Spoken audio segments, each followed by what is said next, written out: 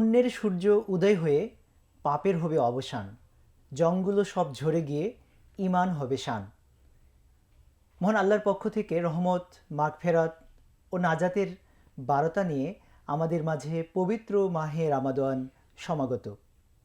সুপ্রিয় দর্শক মণ্ডলী, পবিত্র মাহে রমাদান ভাব গাম্ভীর্যের সাথে এবং সর্বোচ্চ সুন্দরভাবে পালন করে মহান আল্লাহর সর্বোচ্চ প্রিয়তম বান্দা হবার জন্যে রমাদানের যে বিশেষ ইবাদত বন্দেগীগুলো রয়েছে সেগুলো সঠিকভাবে করবার জন্যে সুস্বাস্থ্য তথা সুস্থ থাকার কোনো বিকল্প নেই। সুপ্রিয় দর্শক মণ্ডলী, পবিত্র মাহে রমাদানের শুভেচ্ছা জানিয়ে শুরু করছি আপনাদের প্রিয় চ্যানেল প্যানভিশন টিভির স্বাস্থ্য বিষয়ক সরাসরি নিয়মিত আয়োজন শরীর ও মন অনুষ্ঠান। অনুষ্ঠানটি প্যানভিশন টিভিতে, প্যানভিশন টিভির অফিসিয়াল ফেসবুক পেজ এবং ইউটিউব থেকে সরাসরি সম্প্রচারিত হচ্ছে। দর্শক, আসন্ন মাহে রমাদানকে সামনে রেখে আজকে আমরা আলোচনা করব একটি বিশেষ অতীব গুরুত্বপূর্ণ বিষয় নিয়ে। আজ আমাদের আলোচনার বিষয় হৃদরোগীদের রমাদান প্রস্তুতি। দর্শক, এই বিষয়ে আলোচনা করবার জন্য আজ আমাদের সাথে স্টুডিওতে উপস্থিত রয়েছেন বাংলাদেশের একজন প্রত্যয়দীপ্ত তরুণ কার্ডিওলজিস্ট, যিনি বর্তমানে ঢাকা মেডিকেল কলেজ হাসপাতালে কার্ডিওলজি বিভাগে সহকারী অধ্যাপক হিসেবে কর্মরত রয়েছেন। আজকে আমাদের অতিথি ডাক্তার নাসির উদ্দিন সাগর। আসসালামু আলাইকুম। ওয়ালাইকুম আসসালাম। কেমন আছেন আপনি? আলহামদুলিল্লাহ ভালো আছি, আপনি ভালো আছেন? জি আলহামদুলিল্লাহ। প্যানভিশন স্টুডিওতে আপনাকে আন্তরিক শুভেচ্ছা জানাচ্ছি। আপনাকেও ধন্যবাদ আমাকে আমন্ত্রণ জানানোর জন্য। শুরুতেই পবিত্র মাহে রমাদানের শুভেচ্ছা আপনাকেও জানাচ্ছি এবং আমরা আজকে আমরা জানি যে আল্লাহ চাহে তো আগামী কালকে থেকে আমাদের দেশেও রমাদান, পবিত্র রমাদান মাস বা সিয়াম ব্রত পালন শুরু হবে ইনশাআল্লাহ। তো এই বিষয়ে আমরা আজকে গুরুত্বপূর্ণ কিছু বিষয়ে পরামর্শ আপনার কাছ থেকে নিতে চাই। আমরা শুরুতেই যেটা বিষয় নিয়ে জানতে চাই আপনার কাছ থেকে যে বিভিন্ন ধরনের হৃদপিণ্ডের তথা হৃদযন্ত্রের বিভিন্ন ধরনের রোগ হয়ে থাকে। তো হৃদরোগীদের জন্যে রমাদান মাসে রোজা রাখা সংক্রান্ত বিশেষ কিছু প্রস্তুতির প্রয়োজন রয়েছে কিনা? হ্যাঁ, আপনাকে ধন্যবাদ। দীর্ঘ 1 বছর প্রতীক্ষার পর আমাদের মাঝে আবারও রমাদান শান্তির বার্তা নিয়ে উপস্থিত হয়েছে। এই রমাজানটা আমাদের সবার জন্য তাকওয়া অর্জনের একটা মাধ্যম হোক, একটা উপলক্ষ হোক, এটা নিয়ে এই বার্তা দিয়ে আমি আজকের কথা বলা শুরু করছি। বিশেষ করে আমরা একজন হৃদরোগ বিশেষজ্ঞ হিসাবে কাজ করতে গিয়ে দেখি যে রমাদান যখন আমাদের মাঝে এসে উপস্থিত হয় তখন আমাদের রোগীদের মধ্যে একটা উৎকণ্ঠা কাজ করে যে আগামী দিন থেকে রোজা শুরু হবে, আমি কি আসলে রোজা রাখতে পারবো কিনা, রোজাটা রাখা আমার হেলথের জন্য কতটুকু বিপর্যয় ডেকে আনতে পারে, সবার মধ্যে একটা উৎকণ্ঠা কাজ করে। তো যেটা আমি বলবো যে একজন যে হৃদরোগে আক্রান্ত ব্যক্তি তিনি কিন্তু চাইলেই খুব সহজভাবে রোজা রাখতে পারেন, কিন্তু কিছু নিয়মকানুন মেনে চলে। তো সেই নিয়মকানুনগুলো যদি একজন ডক্টরের সাথে পরামর্শ করে রোজার শুরুতেই যদি ওভাবে প্রস্তুতি নিয়ে রাখা হয় তাহলে কিন্তু রোজা রাখাটা আমাদের বেশিরভাগ হৃদরোগীর ক্ষেত্রেই কিন্তু নিষিদ্ধ না। কিন্তু কিছু কিছু কন্ডিশন আছে যেগুলোতে রোজা রাখাটা কষ্টকর হয়ে যায় এবং মেডিকেল সায়েন্স যেটা বলে যে হেলথের জন্য অনেক বেশি বিপর্যয় ডেকে নিয়ে আসে, সেসব ক্ষেত্রে কিন্তু রোজা রাখার ক্ষেত্রে বাধ্যবাধকতাটা অবশ্যই চিকিৎসকের পরামর্শ অনুযায়ী। হ্যাঁ, এবং ইসলামিক শরীয়ত কিন্তু তাদেরকে সেই সুযোগটা দিয়ে রাখছেন যে তারা চাইলেই কিন্তু রোজা থেকে এক্সাম্পটেড, মানে আমরা এই বিষয়টা নিয়ে মূলত আজকে আপনার সঙ্গে এই আলোচনায় কথা বলবো। তো নিশ্চয়ই আপনার এই বিষয়টা আমাদেরকে আপনি পরিষ্কার করেছেন। আরেকটু যদি আপনি বলতেন যে আসলে এই রোজা ঠিকমতো রাখার জন্য শুধু মানে হৃদরোগ থেকে মুক্তি নয়, শারীরিক সুস্থতার গুরুত্বটা যদি একটু বলতেন শুরুতে। এক্স্যাক্টলি, আসলে আমরা তো হৃদরোগ তো একটা ক্ষুদ্র স্পেকট্রাম, কিন্তু আমাদের শারীরিকভাবে সুস্থ থাকাটা একটা বিশাল জিনিস।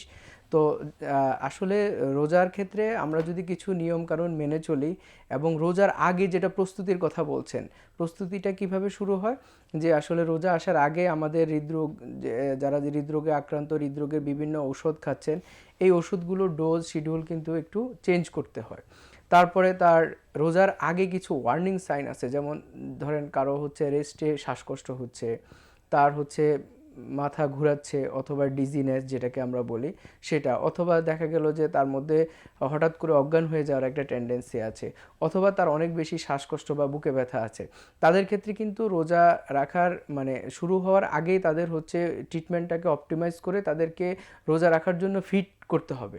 অর্থাৎ তার রোজার আগেই কিন্তু ডক্টরের সাথে একটা তার অ্যাপয়েন্টমেন্ট নিয়ে তার ঔষধগুলো এবং তার যে সমস্যাগুলো আছে সেই সমস্যাগুলো কিন্তু সমাধান করতে হবে। তাছাড়া তার যে ওষুধপত্রগুলো খাচ্ছেন রেগুলার, সেগুলো রোজার আগে একরকম খাচ্ছেন, রোজার পরে আরেক রকমভাবে খেতে হবে। তো সেই জন্য তার এই যে ডোজ শিডিউল আছে, ডোজ শিডিউলের মধ্যে কিন্তু কিছু চেঞ্জ আসতে পারে।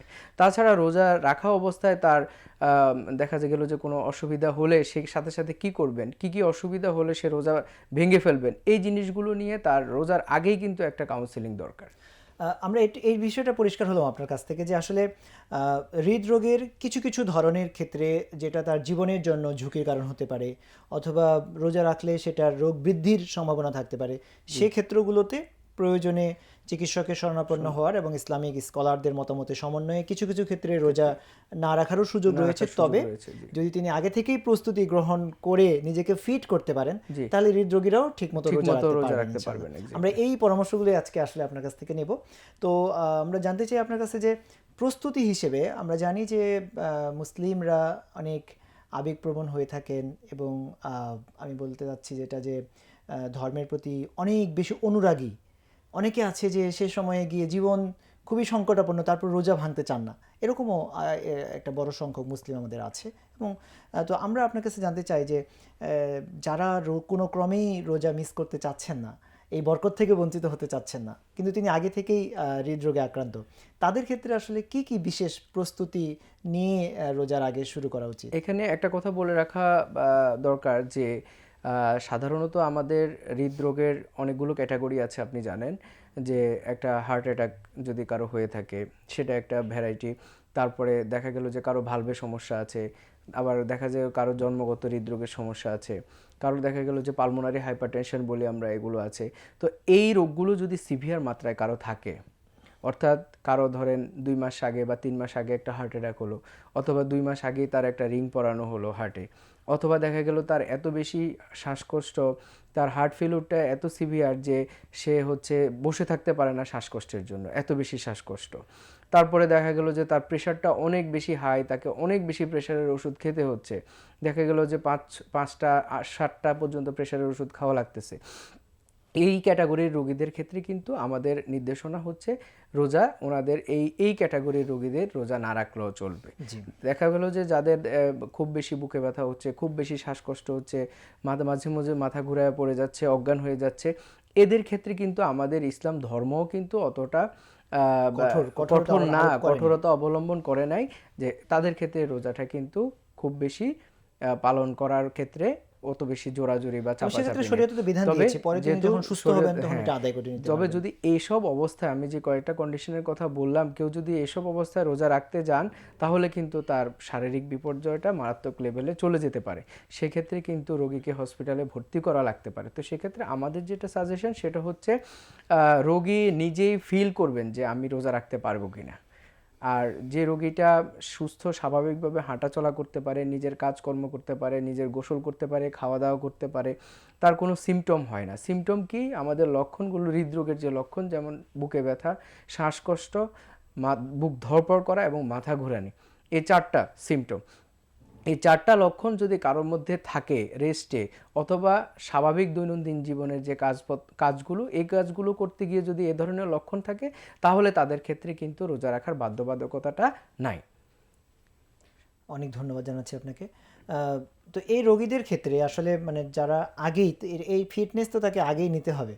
এক্স্যাক্টলি, এজন্য আমি প্রস্তুতির কথা বলছি এবং ওই সময়টাতে আসলে কি করবেন তারা? প্রস্তুতির কথা বলছি যে মান্থ বিফোর রমাদান, অর্থাৎ রোজার আগের মাসেই প্রস্তুতির সময়। রোজার আগের মাসেই হচ্ছে একজন হৃদরোগ বিশেষজ্ঞ সাথে শরণাপন্ন হতে হবে এবং সেখানে গিয়ে কিছু পরীক্ষা নিরীক্ষা করতে হবে। বিশেষ করে একজন হার্টের রোগীর আমরা কিছু পরীক্ষা রেগুলার করে থাকি, যেমন তার ডায়াবেটিসটা কেমন থাকে, তার কিডনিটা কেমন আছে, কিডনি ফাংশনটা ভালো আছে কিনা, তার শরীরে যে লবণের পরিমাণটা ঠিক আছে কিনা, তার আমরা হার্টের একটা ইকোকার্ডিওগ্রাফি করে দেখি যে তার হার্টের কার্যক্ষমতা বা পাম্পিং ক্যাপাসিটি এটা কতটুকু আছে, এটা যদি আপনার এডিকুয়েট লেভেলে না থাকে, অর্থাৎ এটা যদি 30 বা তার নিচে থাকে, তাহলে কিন্তু তার ক্ষেত্রে রোজা রাখাটা কঠিন হয়ে যাবে। আর যদি সেরকম থাকে তাহলে তাকে অ্যাপ্রোপ্রিয়েট যে তার মেডিকেশন দরকার, যে ওষুধপত্রগুলো তার গ্যাপ আছে, সেই ওষুধপত্রগুলো আমরা কিন্তু তখন অ্যাডজাস্ট করে দিতে পারি। বা সে যে ওষুধপত্রগুলো আগে থেকে খাচ্ছে সেগুলো অ্যাকুরেট আছে কিনা এবং রোজার মাসে সেগুলো কোনো চেঞ্জ করতে হবে কিনা, সেই জিনিসটাও কিন্তু আমরা তখন অ্যাডজাস্ট করে দিতে পারি। তাহলে কারো যদি রোজা রাখার প্রস্তুতি নিতেই হয় তাহলে তাকে অবশ্যই 1 মাস আগেই তার ঔষধ যেগুলো খাচ্ছেন সেগুলো ডোজ অ্যাডজাস্টমেন্ট করা এবং ডোজ শিডিউল চেঞ্জ করা, এবং হচ্ছে কোথাও কোনো গ্যাপ আছে কিনা, অ্যাপ্রোপ্রিয়েট মেডিকেশন কোনোটা বাদ পড়ছে কিনা, সেই জিনিসগুলো একজন কার্ডিওলজিস্ট বা হৃদরোগ বিশেষজ্ঞের শরণাপন্ন হয়ে সেগুলো অ্যাডজাস্ট করে নিতে হবে আগের জি, মাসে। তার মানে হচ্ছে এটা যে যারা অনেকগুলো ওষুধ খাচ্ছেন এবং অনেকের একটা চিন্তার বিষয় উদ্রেক করতে পারে যে তিনি দুপুরবেলা যে ওষুধটা খান, সকালে যেটা খান, সেটার কারণে তার রোজা রাখার সমস্যা হবে কিনা, তিনি চিকিৎসকের শরণাপন্ন হলে সেটার বিকল্প শিডিউলে আপনারা হচ্ছে যে অ্যাডজাস্ট করে দিলে তিনি রোজাটা রাখতে পারবেন। হ্যাঁ, শিডিউলের ব্যাপারে আমি বলে রাখি যে আসলে আমাদের তো রোজার আগে যে শিডিউল সেটা হচ্ছে সকাল, দুপুর এবং রাত, কিন্তু রোজার মাসে এটা তো চেঞ্জ হয়ে যাচ্ছে। রোজার মাসে এটা চেঞ্জ হয়ে আমাদের ইফতার, সাহরি হচ্ছে এবং সন্ধ্যা রাতের খাবার হচ্ছে, তিন বেলা হচ্ছে। তো এখানে বলে রাখা ভালো যে আমাদের কিছু কিছু কার্ডিয়াক মেডিকেশন দেখা যায় যে আমাদের রোগীদের মধ্যে একটা টেন্ডেন্সি থাকে যে ইফতারের পরেই একসাথে অনেকগুলো ওষুধ খেয়ে ফেলা। এটা কিন্তু আমরা উৎসাহিত করি না, কারণ ইফতার যখন আমরা করি তখন আমাদের পেট সারাদিন খালি থাকে, শরীরের স্টোমাকের ভিতরে অর্থাৎ পাকস্থলীতে একটা অ্যাসিডিক এনভায়রনমেন্ট থাকে, অর্থাৎ সারাদিন না খাওয়ার কারণে প্রচুর অ্যাসিড জমে পিএইচ যেটা সেটা কম থাকে। এই অবস্থায় কিন্তু কিছু কিছু কার্ডিয়াক মেডিকেশন খুব ক্ষতিকর। যেমন আমি যদি সারাদিন রোজা রাখার পরে ইফতার করার সাথে সাথে যদি আমি একটা আমরা অ্যাসপিরিন সবচেয়ে বেশি দিয়ে থাকি কার্ডিয়াক রোগী অ্যাসপিরিন খাই, সেটা কিন্তু অ্যাসিডিটি বাড়ায়। তাহলে হচ্ছে দুইটা অ্যাসিডিটি মিলে একসাথে হয়ে কিন্তু একটা তার গ্যাস্ট্রাইটিস বা মানে অতিরিক্ত গ্যাস হওয়ার একটা সম্ভাবনা থাকে। তাছাড়া দেখা গেল আমি ইফতারিতে একসাথে অনেকগুলো খাবার খেলাম, তার সাথে কিছু মেডিকেশন, হার্টের যেমন আমরা কোলেস্টেরলের যে ওষুধ সেটা খাচ্ছি, প্রেশারের যে ওষুধ সেটা খাচ্ছি, অথবা ডায়াবেটিসের যে ওষুধ সেটা খাচ্ছি। তো একসাথে যদি ভরা পেটে অনেকগুলো খাবার একসাথে হঠাৎ করে যায়, সে তার সাথে যদি ওষুধ খায়, সেখানে কিন্তু ওষুধের অ্যাবজর্পশনে কিছুটা হ্যাম্পার হইতে পারে। কিছু ওষুধ হচ্ছে দেখা যায় যে স্লোলি ডিলেড অ্যাবজর্পশন হয়, কিছু ওষুধের ইফিকেসি কমে যায়। যেমন ধরেন আমাদের হার্টের রোগীদেরকে আমরা ডিগক্সিন দিয়ে থাকি, হার্টের যাদের রিদম ডিস্টারবেন্স আছে তাদেরকে ডিগক্সিন দিয়ে থাকি। ডিগক্সিনটা যদি আমরা এই ইফতারের সাথে সাথে খেয়ে ফেলি তাহলে কিন্তু এই যে অ্যাসিডিক একটা এনভায়রনমেন্টে ডিগক্সিনটা কিন্তু ডিসইন্টিগ্রেশন হয়ে যায়, তাতে করে কিন্তু তার এফিকেসিটা কমে যায়। কিছু কিছু প্রেশারের ওষুধ আছে যেগুলো আমরা ইফতারের সাথে সাথে যদি খেয়ে ফেলি তাহলে দেখা যায় যে তার অ্যাবজর্পশনটা কম হয়। আবার কিছু কিছু আছে দেখা যায় অ্যাবজর্পশন বেশি হয়। তাহলে এইটা কিন্তু একজন হৃদরোগ বিশেষজ্ঞের কাছে গিয়ে আপনাকে সেট করে নিতে হবে যে কোন ওষুধটা আপনি কখন খাবেন। এটা কি সন্ধ্যা রাতে খাবেন, নাকি সেহরিতে খাবেন, নাকি ইফতারিতে খাবেন, এটা কিন্তু অনেক ইন্ডিভিজুয়াল। ধন্যবাদ, আমরা বুঝতে পেরেছি। মানে নিজের ইচ্ছা মতো ওষুধের শিডিউলটা চেঞ্জ করা যাবে না, কেননা ওষুধের কার্যক্ষমতা কেন্দ্রিক পরিবর্তন চলে আসতে পারে। আশা করি আমাদের দর্শকেরা বিষয়টি বুঝতে পেরেছেন। আমরা আমাদের দেশীয় প্রেক্ষাপট বলি বা সার্বিকভাবে চিন্তা করলে সারাদিন রোজা রাখার পরে ইফতারের সময় আমাদের খাদ্য তালিকার মধ্যে বেশ কিছু বিষয় আছে যেটা নিয়ে চিকিৎসকদের একটু আপত্তি থাকে যে আমরা অনেক ভাজাপোড়া খাবার খাই। ট্রেডিশনাল ইফতার বলতে যেটা আমরা বুঝাই, ভাজাপোড়া খাবারগুলো যুক্ত না হলে, পেঁয়াজু বেগুনি যুক্ত না হলে ইফতারটা যেন জমে ওঠে না। তো হৃদরোগীদের ক্ষেত্রে খাবারের তালিকা, বিশেষ করে ইফতারে, সাহারিতে বা সন্ধ্যারাতে খাবারের তালিকাটা আসলে কীরকম থাকা উচিত? এটা খুবই গুরুত্বপূর্ণ একটা প্রশ্ন, যে আসলে আমাদের দেশের যে ঐতিহ্যগতভাবে আমরা সবসময় চেষ্টা করি যে রোজার মাসে ইফতারিতে ভাজা পোড়া খাবার, অতিরিক্ত স্পাইসি খাবার, বিরিয়ানি অনেক এলাকায় আখনি, অনেক এলাকায় তেহারি, আবার কিছু কিছু জায়গায় হচ্ছে ছোলা, পেঁয়াজু, আলুর চপ। এই জিনিসগুলো ছাড়া বেসিক্যালি আমরা ইফতারি কল্পনা করতে পারি না। তবে যেটা হয় যে আসলে রমজানটা আমাদের মাঝে আসতেছে একটা সংযমের মাস হিসাবে, এবং এই সংযমের মাধ্যমে কিন্তু শুধুমাত্র আমাদের আত্মার পরিশুদ্ধি হচ্ছে না, আমাদের শরীরের যে বিপাক কার্যক্রম, শরীরের যে সেলগুলো, সেগুলোরও কিন্তু একটা রেস্টের সময়, অর্থাৎ সেগুলোকেও পরিশোধন করার একটা মাধ্যম কিন্তু এই রমাদান। তো সেক্ষেত্রে আমাদেরকে এই জায়গাটাতে একটু সংযমী হতে হবে। আর যাদের হৃদরোগে আক্রান্ত আমরা, তাদের ক্ষেত্রে যেটা আমার সাজেশন সেটা হচ্ছে যে এই যে ভাজা পোড়া খাবার, অতিরিক্ত তৈলাক্ত খাবার, অতিরিক্ত চর্বিযুক্ত খাবার, এই খাবারগুলো সাধারণত হৃদরোগের জন্য কোনোভাবেই সেফ না, এগুলো না খেয়ে বরং আমরা এগুলোর অল্টারনেটিভ আরও কিছু ভালো খাবার আমরা খেতে পারি। যেমন ধরেন আপনি অতিরিক্ত সুগার কিন্তু আমি না খেলেও পারি, অতিরিক্ত সুগার দিয়ে যেমন আমরা শরবত দিয়ে শুরু করি, শরবতের পরিবর্তে কিন্তু আপনি ডাবের পানি খেতে পারেন। তারপরে আপনি ছোলা মুড়ি পেঁয়াজু এগুলোর পরিবর্তে কিন্তু আপনি দেখা গেল যে আপনি একটু টক দই খেতে পারেন, একটু লাল চালের ভাত খেতে পারেন, অথবা লাল চালের রুটির আটা খেতে পারেন, আটার রুটি খেতে পারেন। তাহলে কিন্তু এগুলো কিন্তু আমাদের বলা হয় যে লো গ্লাইসেমিক ইন্ডেক্স ফুড, এগুলাতে আমাদের রক্তের যে শর্করাটা ওগুলা হচ্ছে খুব খুব দ্রুত কিন্তু বেড়ে যাচ্ছে না, এবং এগুলোর হেলথ বেনিফিট কিন্তু অনেক বেশি। আর যদি অতিরিক্ত স্পাইসি এবং তৈলাক্ত খাবার খাওয়া হয় তাহলে কিন্তু সেটা আমাদের হৃদযন্ত্রের স্পন্দনটাকে বাড়ায় দেয়। এটা হচ্ছে সরাসরি ইফেক্ট। একটা হচ্ছে সরাসরি ইফেক্ট, এইটা হচ্ছে যে হৃদযন্ত্রের স্পন্দনটাকে অর্থাৎ পাম্পিংটাকে আমাদের অতিরিক্ত লেভেলে বাড়ায় দেয়। সেজন্য কিন্তু হৃদরোগীদের প্রবলেম হতে পারে, যাদের আগে থেকে হৃদরোগ আছে তাদের সিমটমগুলো অ্যাগ্রাভেট করতে পারে, সিমটমগুলো বেড়ে যেতে পারে। তো এই জন্য অতিরিক্ত তৈলাক্ত খাবার আমরা সাধারণত নিরুৎসাহিত করে থাকি। তো এই জন্য ইফতারে আপনি হচ্ছে ফল রাখতে পারেন, সালাদ রাখতে পারেন, সেখানে কিন্তু লবণ বেশি দেওয়া যাবে না, ঠিক আছে। আপনি একটু মানে সালাদের সাথে দেখা যায় যে একটু দেশি ফলমূল অথবা কম মিষ্টি বা যে কম রসালো যে ফলগুলো আছে সেগুলো আমরা রাখতে পারি, আপেল নাশপাতি, তারপরে পেয়ারা, আমরা এগুলো কিন্তু আমরা রাখতে পারি। তারপরে হচ্ছে সেহরিতে, যেটা সেহরিতেও কিন্তু আমাদের বলা হয়ে থাকে যে হৃদরোগীদের ক্ষেত্রে আমরা যেটা বলি যে সেহরিতেও আমাদের ভালো খাবার না হলে চলে না। একটু দেখা যায় গরুর মাংস বা মুরগির মাংস বা খাসির মাংস না হলে দেখা যায় একটু ভালো কিছু লাগে। তো সেক্ষেত্রে আপনি মাংস খেতে পারেন লিমিটেড অ্যামাউন্ট, কিন্তু আমাদের যে ভাতটা সেটা যদি আমরা লাল চালের ভাত খাই তাহলে কিন্তু দুইটা বেনিফিট আছে। একটা হচ্ছে যে এটা দীর্ঘ সময় আমাদের পেটে থাকে, খুব আস্তে আস্তে হজম হয়, এজন্য হচ্ছে কিন্তু সারাদিনে আমাদের যে ক্ষুধাটা, এই ক্ষুধার মাত্রাটা কিন্তু কমে আসে। তাছাড়া আপনি ইসবগুলের ভুসি খেতে পারেন। আর খেজুরটা কিন্তু খুব ভালো একটা খাবার। রোজার মাসে আমরা সব কিছু নিষেধ করলেও খেজুরটাকে কিন্তু নিষেধ করি না। কারো যদি ডায়াবেটিস থাকে তাহলে সেক্ষেত্রে হচ্ছে লিমিটেড একটা দুইটা খেজুর খেতে পারেন, কিন্তু যদি কারো ডায়াবেটিস না থাকে তাহলে কিন্তু খেজুরটা একটা ভালো শক্তির উৎস এবং খুব পটাশিয়াম সমৃদ্ধ খাবার। আর আমরা জানি যে পটাশিয়াম সমৃদ্ধ খাবার যেগুলো, এগুলো সাধারণত হৃদরোগীদের জন্য উপকারী, শুধু সেফ না, এগুলো হচ্ছে বেনিফিশিয়াল ইফেক্ট আছে। পটাশিয়াম সমৃদ্ধ অন্যান্য ফলমূলগুলোও কিন্তু খাওয়া যায়, সেগুলো খেলে কিন্তু আপনার প্রেশারের উপর একটা পজিটিভ ইফেক্ট পড়ে, টোটাল কার্ডিওভাস্কুলার হেলথ যেটা, সেটার উপরে কিন্তু একটা পজিটিভ ইম্প্যাক্ট আছে। আমরা সার্বিকভাবে খাবারের ব্যাপারে একটা চমৎকার ধারণা আপনার কাছ থেকে পেলাম। পানি খাওয়ার ব্যাপারটা সম্পর্কে যদি একটু বলেন, যে যেহেতু সারাদিন না খেয়ে থাকা হয়, আবার এখন যদিও আবহাওয়াটা পরিপূর্ণ গরম পড়েনি, কিন্তু ঢাকা শহর সহ তার আশপাশে কিন্তু দিনের বেলায় কিছুটা গরমের আঁচ শুরু হয়ে গেছে। তো এই সবগুলোর প্রেক্ষাপট অনুযায়ী ইফতারের পরে একটা পানি পিপাসা থাকে। তো সেক্ষেত্রে পানি খাওয়ার পরিমিত পরিমাণটা কীরকম হওয়া উচিত, বা অতিরিক্ত পানি একসঙ্গে খেয়ে ফেললে সেটা হার্টের কার্যপ্রণালীর সাথে কোনো ধরনের ধন্যবাদ সমন্বয় বা আপনাকে। সমস্যা আছে আসলে কিনা? এটা খুবই গুরুত্বপূর্ণ প্রশ্ন। আমরা সাধারণত যারা হৃদরোগ নিয়ে কাজ করি, আমরা হচ্ছে যাদের হার্টের পাম্পিং ক্ষমতাটা একটু কম থাকে, সাধারণত হার্ট অ্যাটাকের পরে অথবা হার্টে বাইপাস বা হার্টে রিং পরানোর পরে, অর্থাৎ যে কোনো সময় এটাকে আমরা হার্ট ফেলুর বলে থাকি। বেশিরভাগ রোগী তো আমাদের হার্টের সবচেয়ে বেশি যদি পার্সেন্টেজ আপনি হিসাব করেন তাহলে হার্ট ফেলুরের রোগী আমাদের বেশি। তো সেক্ষেত্রে এই রোগীদের ক্ষেত্রে কিন্তু আমরা রোজার আগে তাদের একটা ওয়াটার রেস্ট্রিকশন বা মানে পানিটা আমরা একটু কমায় রাখি। অর্থাৎ সারাদিনে 24 ঘন্টায় আমরা বলি যে আপনি 1.5 লিটারের বেশি পানি খাবেন না, অথবা 1.25 লিটারের বেশি পানি খাবেন না। এটা রোগীভেদে ভিন্ন হয়ে থাকে। তাহলে এই জিনিসটা কিন্তু রোজার মাসে আমাদের দেশের রোগীরা খুব বেশি পালন করতে পারেন না। আর দেখা যায় যে হট হিউমিড ক্লাইমেট, আমাদের যে ঢাকা শহরে গরম বা হচ্ছে অন্যান্য এলাকায় যে যখন গরম থাকে তখন দেখা যায় ইফতারের পরে দেখা যায় এক বসে আমরা হচ্ছে একসাথে 1 লিটার পানি খেয়ে ফেলি।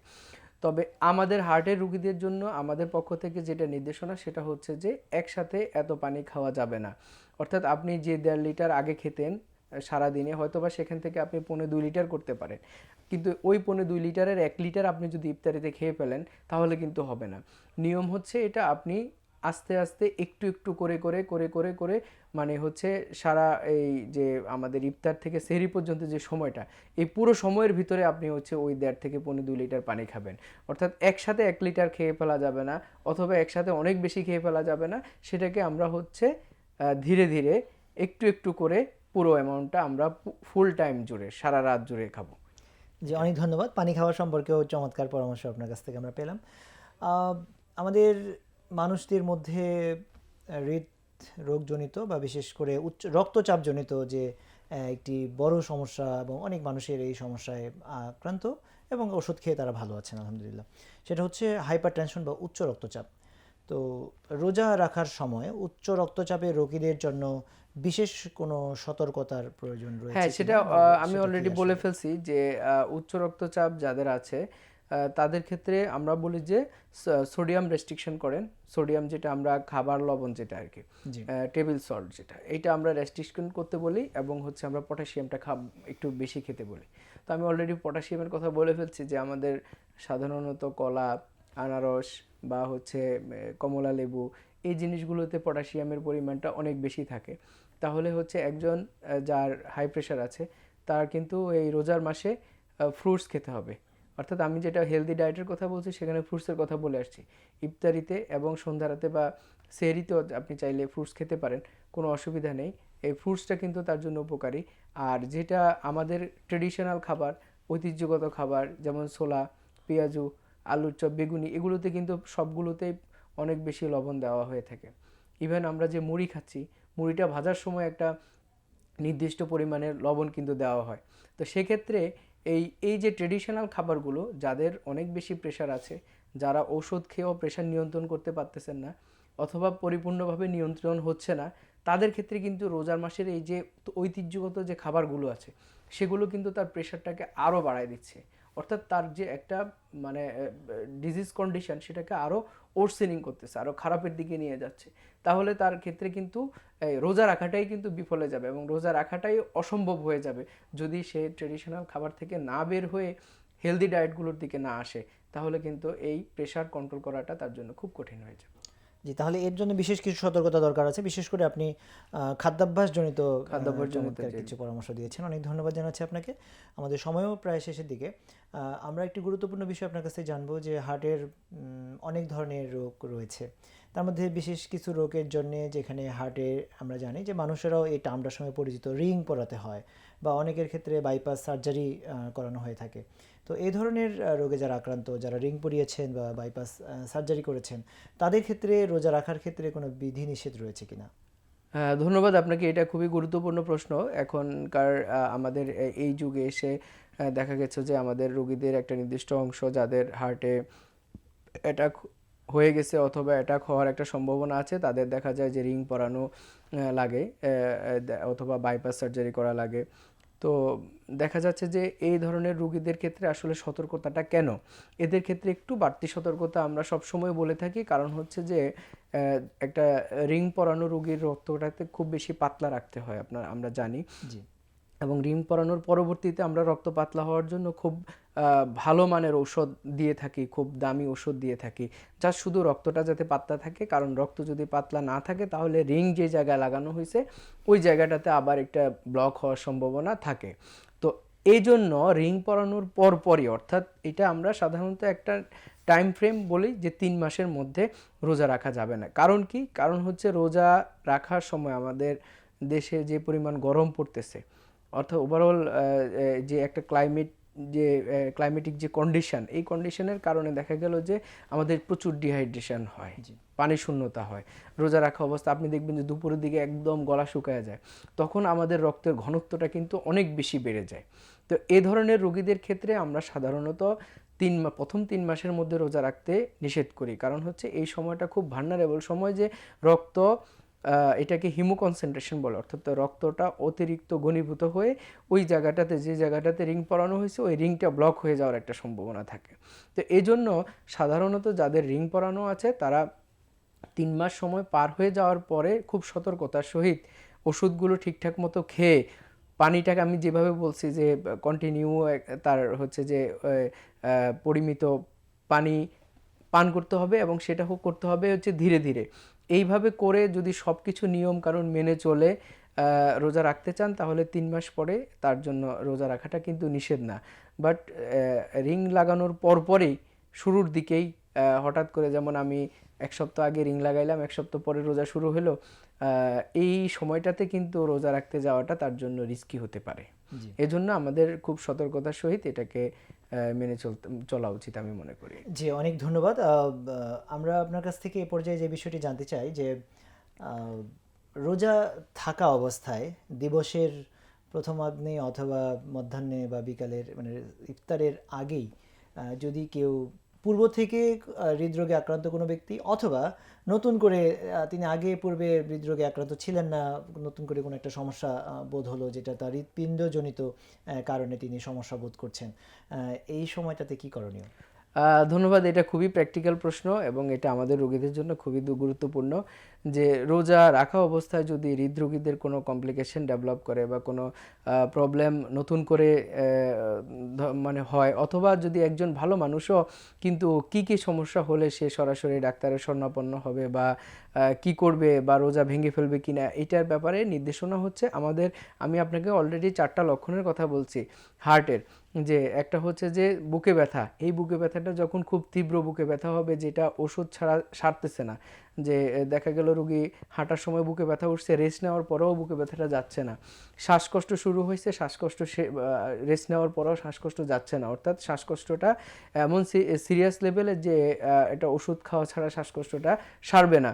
তারপরে দেখা গেল যে বুক ধড়পড়, এমন বুক ধড়পড় হচ্ছে যে বুক ধড়পড় মনে যেন যে হাড়টা বের হয়ে আসতেছে, অথবা দেখা যায় কেউ যদি মাথা ঘুরে পড়ে যায় অথবা অজ্ঞান হয়ে যায়, তাহলে কিন্তু সাথে সাথে তার রোজা ভেঙে ফেলতে হবে।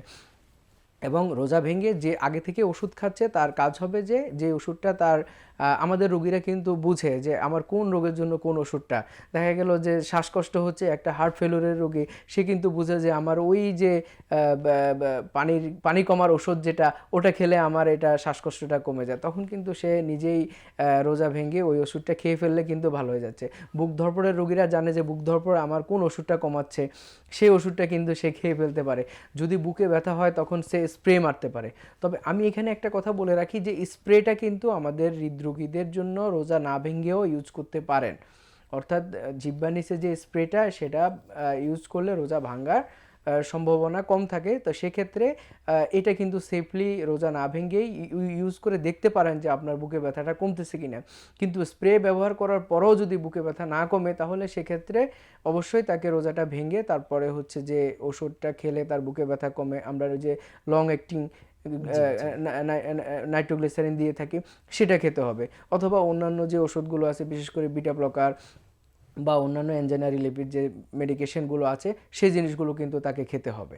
তাহলে এখানে এখানে খুব সোজা সাপটা কথা, আমি যে 4টা লক্ষণের কথা বলছি, এই 4টা লক্ষণ যদি রোজা রাখা অবস্থায় আসে তাহলে চেষ্টা করতে হবে যে খুব বেশি সময় কিন্তু ওয়েট করা যাবে না, কারণ কার্ডিয়াক কন্ডিশনগুলো খুব দ্রুতই খারাপ হয়ে যায়।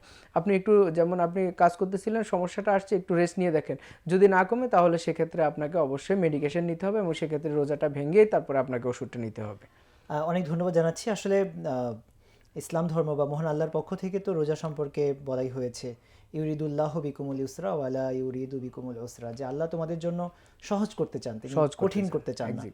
তো এ ধরনের রোগে আক্রান্ত হলে যদি তার জীবন নাশের আশঙ্কা থাকে অথবা তার রোগ বৃদ্ধিজনিত কারণে আরও বড় জটিলতায় পড়ার সম্ভাবনা থাকে, তাহলে তিনি সে সময় রোজা ভেঙে প্রয়োজনীয় চিকিৎসা নিয়ে এই রোজাটা পরবর্তী সময়ে আদায় করে নেওয়ার যে শরীয়তে বিধান রয়েছে সেটা তিনি পালন করবেন। তো দেখতে দেখতে আসলে আমাদের আলোচনাগুলোর সময় শেষ হয়ে গেল। অত্যন্ত গুরুত্বপূর্ণ, বিশেষ করে রোজা শুরু হওয়ার ঠিক প্রাককালে এই চমৎকার গুরুত্বপূর্ণ আলোচনাটির জন্য আপনাকে ধন্যবাদ। শেষ মিনিটে আমাদের দর্শকদের প্রতি সুস্বাস্থ্যের সাথে সুন্দরভাবে রোজা পালন করে মহান আল্লাহর পক্ষ থেকে যে অফুরন্ত নিয়ামত এই রমাদান মাসটার সর্বোচ্চ উপকারিতা যেন আমাদের দর্শকরা পেতে পারে, এই বিষয়ে আপনার পরামর্শ যদি শেষ মিনিটে আমাদের দর্শকদের প্রতি আপনি দিতেন। আপনাকে অসংখ্য ধন্যবাদ। আসলে আজকের যে টপিকসটা এটা খুবই গুরুত্বপূর্ণ ছিল, বিশেষ করে আমাদের যারা হৃদরোগী এবং হৃদরোগে আক্রান্ত তাদের রোজা রাখার ক্ষেত্রে আমাদের যে আলোচনা সেটা আমি মনে করি যে আমাদের রোগীদের অবশ্যই কাজে লাগবে। তো রোগীদের প্রতি আমার বা দর্শকদের প্রতি আমার যেটা পরামর্শ থাকবে যে আপনি যদি স্টেবল অর্থাৎ স্থিতিশীল যদি হয় আপনার শারীরিক অবস্থা, তাহলে রোজা কোনোভাবে আপনার জন্য নিষিদ্ধ না, আপনি রোজা রাখতে পারবেন। তবে আমি যে নিয়মকানুনগুলোর কথা বলছি, খাবারের যে কথাগুলো বলছি, যে খাবারগুলো অ্যাভয়েড করার কথা বলছি, সেগুলো অবশ্যই আমাদেরকে মেনে চলতে হবে। যদি আমরা পরিপূর্ণ মাত্রা না মানতে পারি, পার্শিয়াল বা আংশিক হলেও কিন্তু সেটা সমস্যা নেই, কিন্তু আমাদেরকে চেষ্টা করতে হবে যে একটা হেলদি অর্থাৎ সুস্বাস্থ্যকর খাবার খাওয়ার জন্য, বিশেষ করে এই রোজার মাসে, সংযমের মাসে আমরা যদি আরেকটু সংযমী হই, আমাদের খাবারের ক্ষেত্রে, আমাদের চলাফেরার ক্ষেত্রে, আমাদের ওষুধের ক্ষেত্রে যদি আমরা আরেকটু নিয়ম শৃঙ্খলা মেনে চলতে পারি, তাহলে হচ্ছে এই সংযম আমাদের আত্মিক পরিশুদ্ধির সাথে সাথে শারীরিক পরিশুদ্ধিও হবে এবং আমাদের হৃদরোগে আক্রান্ত হওয়া সত্ত্বেও আমরা কিন্তু আল্লাহ সন্তুষ্টি অর্জন করতে পারবো এবং এবং এই রোজার যে তাৎপর্য সেটা আমাদের জন্য সুফল বয়ে আনবে। সবাইকে অসংখ্য ধন্যবাদ। আপনাকে অনেক অনেক ধন্যবাদ। আর দর্শক, আপনাদেরকেও আন্তরিকভাবে ধন্যবাদ জানাচ্ছি যারা দেশে থেকে বা প্রবাস থেকে আমাদের এই অনুষ্ঠান সরাসরি দেখছেন। আমরা চাই আমরা সকলেই সুস্থতার সাথে মহান আল্লাহর দেয়া এই অফুরন্ত নিয়ামত, এই রহমত বরকতের ডালি আমরা সকলেই আমাদের যার যার আমলনামায়, যার যার জীবনের সাথে যুক্ত করে নেই। মহান আল্লাহ আমাদের সকলকে সুস্থতার সাথে রামাদানের এই বরকত পাওয়ার তৌফিক দান করুন।